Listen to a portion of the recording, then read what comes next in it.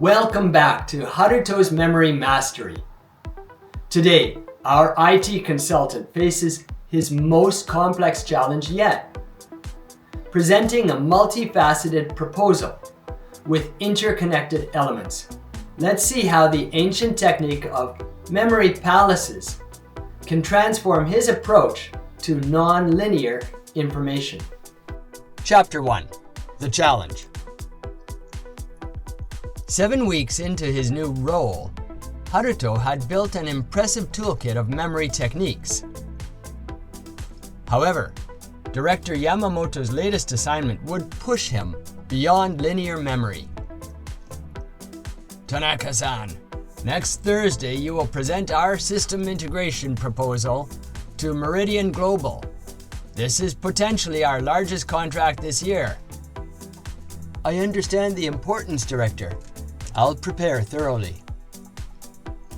This isn't a standard presentation. The proposal has 8 interconnected components that don't follow a linear sequence. During the Q&A, their technical team may ask about any component and its relationship to others. Haruto studied the proposal diagram with growing concern. You must be able to jump between topics fluently. Any hesitation or confusion about these relationships would reflect poorly on our expertise.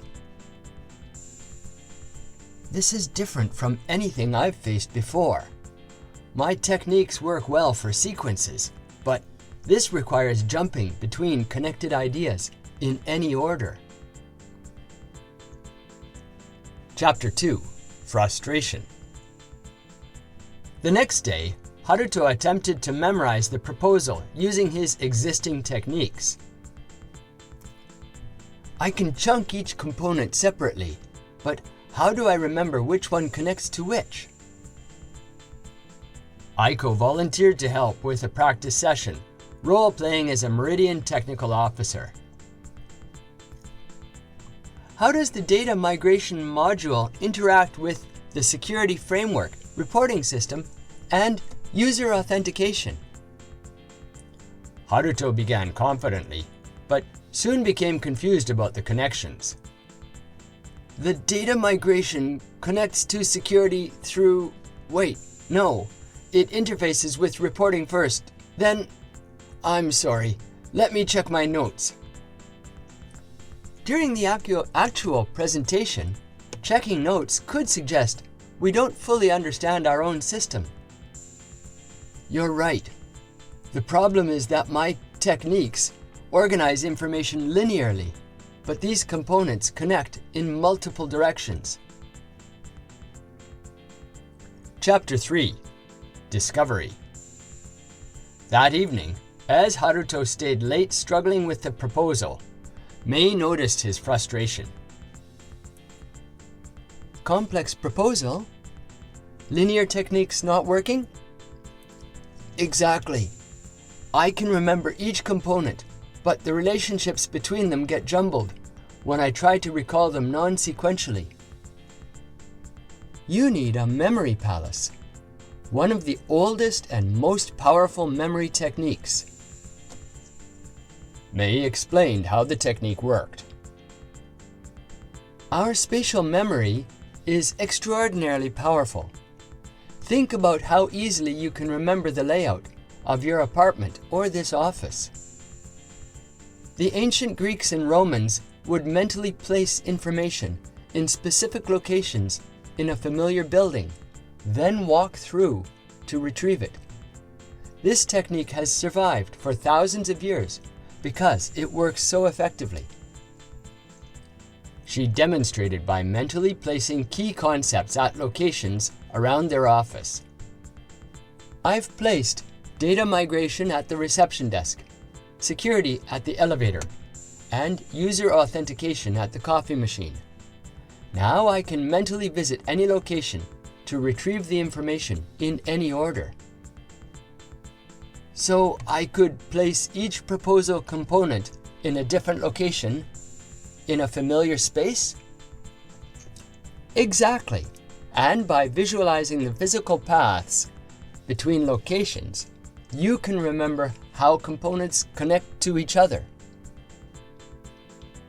Chapter 4. Practice. That night, Haruto decided to use his apartment as his memory palace.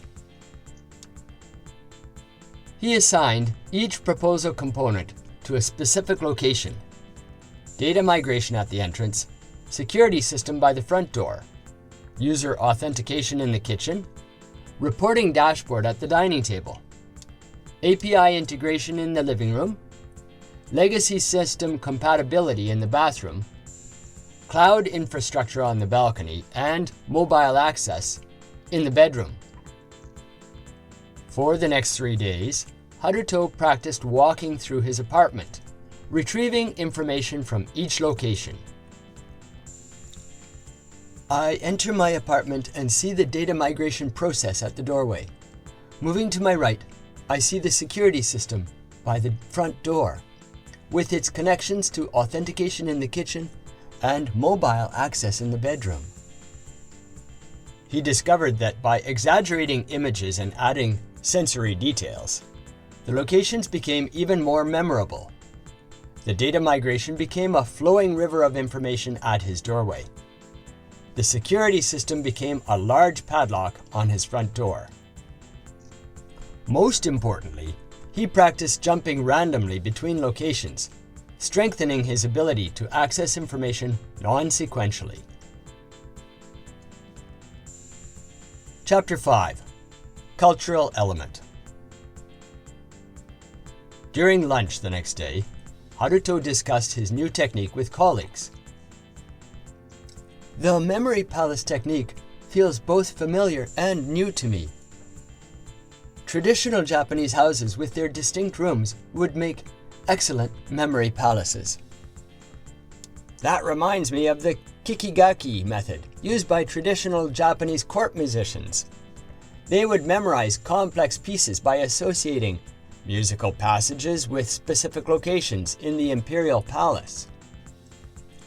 When I studied in Boston, my American roommate competed in memory championships. She used Western buildings with columns and arches as her memory palaces. It's interesting how different cultures developed similar spatial memory techniques.